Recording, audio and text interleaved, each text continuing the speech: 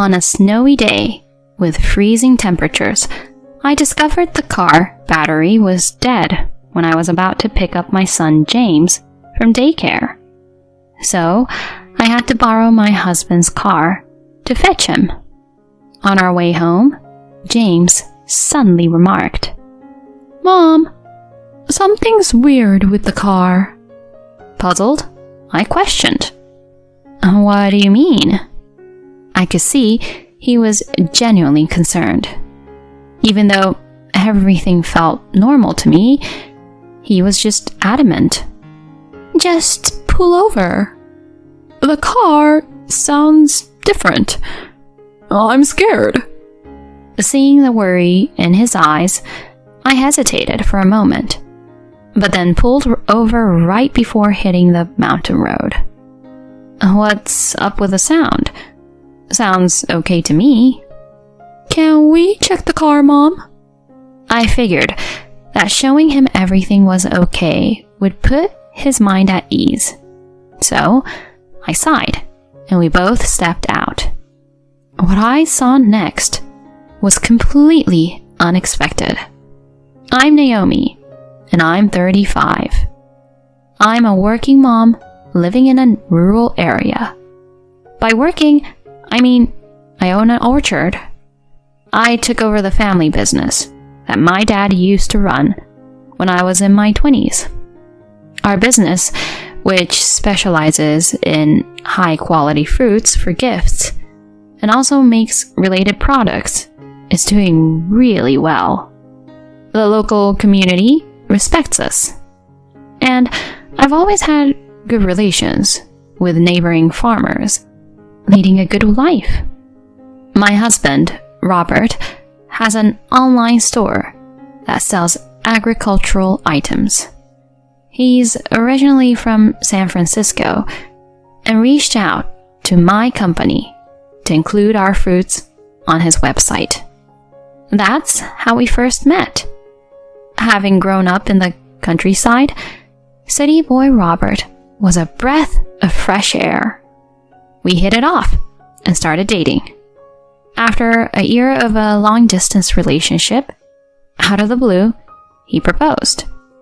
"Naomi, let's get married." Ecstatic, I answered, "I'm thrilled, but I can't leave my business to move to San Francisco." "No worries. I can work from here. I'll move. So, will you marry me?" Touched by his dedication, I said yes, and we tied the knot. We settled in a house my dad gifted us. A year into our blissful marriage, I discovered I was expecting. With Robert's unwavering support, I had our son. We named him James, and he's now 5. He's a total car enthusiast, always collecting toy cars and watching car clips. I go to the office every day, while Robert handles his website from home. His business has been booming, so we've had a steady income. Work was good, our bond was tight, and our son was flourishing. Everything seemed perfect. But slowly, things began to shift. Citing work commitments, Robert started being away from home more. He used to always be home, but now he'd be out late and gone over weekends, saying it was for work, often leaving James by himself. One day, we had promised James a trip to a motor show he'd been excited about. In the morning, I reminded Robert, "Don't forget, we're taking James to the motor show. Get ready." But scratching his head, he said, "I can't. I've got work." Frustrated, I snapped, "It's Sunday. What about James?" He argued, "I need to lock in a new supplier. It's for the business. What do you expect?" "It's not right for James. Can't it wait?" As we bickered, James, who'd been engrossed in his toys, began to tear up. "Dad, aren't we all going today?" "James, I have urgent work," James cried. "But I wanted us all to go." Clearly irritated, Robert retorted. "Stop crying about it. Go with your mom." "You shouldn't talk to him like that." Holding James close, I tried to soothe him. Robert, clearly frustrated, went to his room. "Sweetie, it'll just be you and me at the motor show. We'll be fine." Robert had never been this short with James. What was happening? Nevertheless, I prioritized our son. So, I took him to the motor show. Just us two. On the way back from the motor show, James, who had been a bit grumpy before, lit up with joy seeing his favorite cars, which helped me relax a bit. Watching him snooze with a wary face in the back seat, I decided I needed to have a heart-to-heart with my husband. Pulling into the driveway that evening, I noticed his car was missing. After tucking James into bed, Robert finally came home. "Hey," I said, trying to be cheerful, but he seemed off. "You're still up?" "I wanted to talk about today. You've been putting work first and sidelining the family. It really got to James today." "It's work. What do you want me to do?" Before I could respond, he handed me an envelope. Curious, I asked, "What's this?" "A buddy at an insurance company kept pushing for us to get a policy. I signed us all up. Payments start next month." Confused, I said, "Don't we already have insurance?" "You can never have too much insurance." I opened it up to check out the details. This policy is super comprehensive, even for James. "If anything happens to us, it'll be good to have a cushion. It's for James too." Huh. While I was frustrated he hadn't discussed the insurance with me, I was somewhat comforted that he was considering our family's future. But his attitude didn't get better. In fact, it went downhill. We barely talked. He grew distance from James. Our arguments escalated, and the atmosphere at home became strained. What had caused this shift in him? The uncertainty kept nagging at me. One day, at work, during a break, I sat with Andrea, a new hire from the past year. Trying to make small talk, I asked, "Hey, Andrea, how's the job treating you?" She seemed a bit on edge and replied, "Hi, thanks to you, it's been good so far." I chatted to ease the mood, and out of the blue, she asked, "Your husband's in IT, right?" "Yeah, he runs an e-commerce site for farming goods." "I see." After a brief pause, she ventured, "Do you guys get along?" Caught off guard, I managed to chuckle. "Of course, we're good. Why?" "I've been mulling over marriage and just wondered how it is." She seemed distracted for a moment before diving back into her work. Her comments left me feeling uneasy. Time flew as I juggled work and raising James. The weather shifted and winter hit in full force. One particularly cold morning, despite the chill, I had errands. Like always, I took James to daycare, driving about 30 minutes through some hilly terrain. Later, I parked at our house and headed to work. Finishing up, I stepped outside to a darkening sky and snow beginning to blanket everything. Gotta grab James ASAP, I thought. Back home, Robert was holed up in his room working. When I tried to start my car to retrieve James, it didn't budge. Probably a dead battery. I wonder how that happened. Panicking, I knocked on Robert's door. I need a hand. What's up? I quickly explained to the puzzled husband. My car is not starting.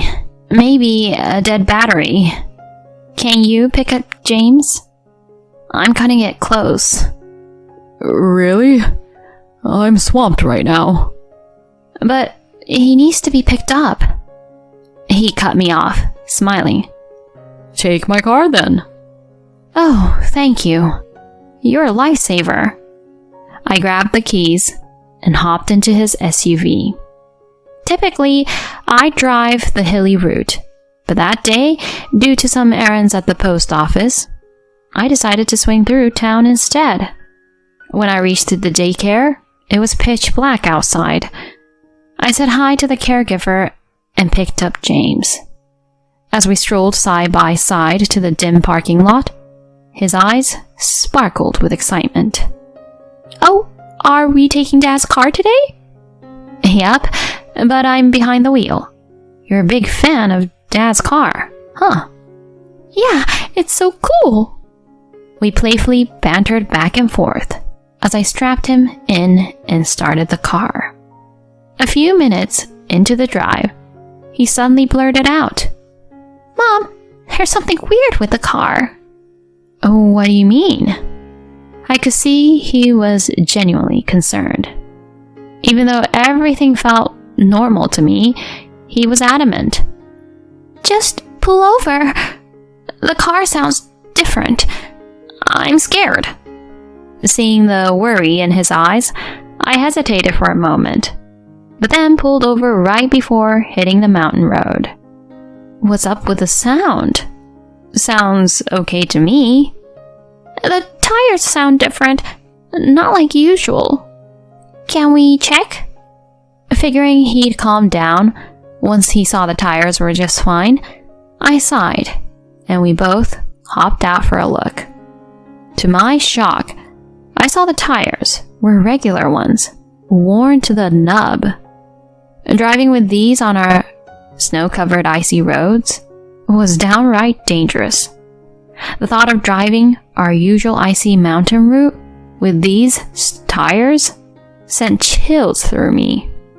We had been so lucky to get to the daycare without any issues. Mom, these aren't the tires Dad had on before, he commented, looking up at me with wide eyes. I recalled Robert mentioning he'd switched to winter tires on his car. The pieces clicked together in my mind. Parking the car in a nearby lot, I called for a cab. I made one more call while waiting, and then James and I headed home. Walking in, I saw Robert in the hallway, looking utterly shocked. How'd you guys get back? His words confirmed my growing suspicions. So, it was him. James, go to your room until dinner, okay? I told my son softly, and he hurried upstairs. In the living room, I faced off with Robert. He looked pale and asked, Why do you look surprised? Was it that shocking to see us return safely? I don't know what you're talking about. But I cut him off. James noticed the car wasn't right. Thankfully, we avoided potential disaster.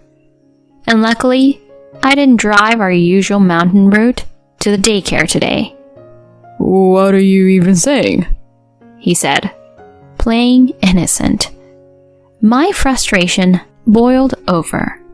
Stop playing games. Those worn-out tires you put on the car could have killed us both. He tried to mask his surprise and said, "What? I don't know anything about that." Deciding it was time to lay my cards on the table, I snapped, "Oh, really? Then explain this." I thrust my phone screen in front of him. On it were clear pictures of him getting cozy with a younger woman, kissing, holding each other close at some place. The photos even had captions like, "My sweetheart will be tying the knot soon." "What are these?" "One of my staff members is acquainted with your girlfriend. Apparently, she posted these on her private social media." "You've got to be kidding me." It turned out that Andrea, the young coworker I chatted with recently, was the one I'd reached out to while waiting for the taxi. Our chat had raised some flags, prompting me to seek any information she might have.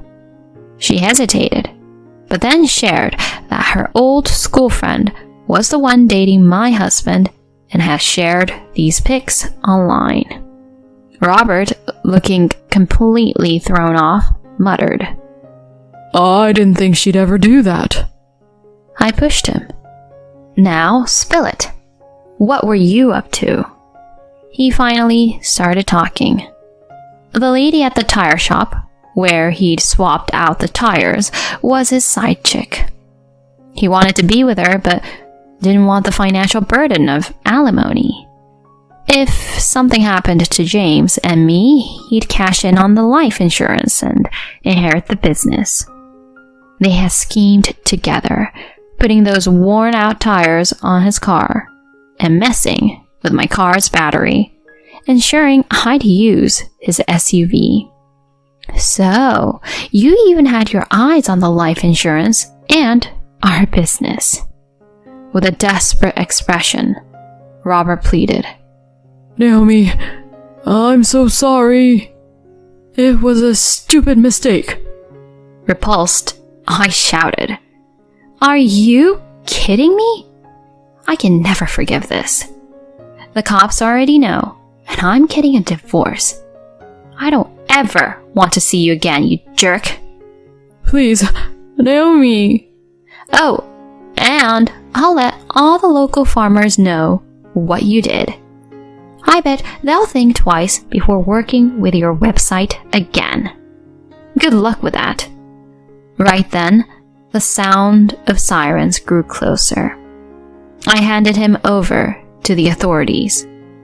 I'd recorded our entire chat, and it was submitted as evidence. He was convicted and did a stint in jail. The divorce was finalized without a hitch, and I walked away with $90,000 in alimony and our combined savings. Left with nothing, family, money, or a job. I could only guess how Robert would cope post-release. While his mistress avoided jail, the word got out, forcing her to skip town. Rumor has it she's now in the city, living in a shabby apartment, working the late-night scene. I'm in the process of suing her for emotional damage. Meanwhile, I'm still running the business and raising James, with a lot of support and kindness from the community. Lately, James has been saying he wants to work for a car manufacturer when he grows up. I'm all in, doing everything to make that dream a reality. From here on out, it's all about James's happiness and carving out a better future for us.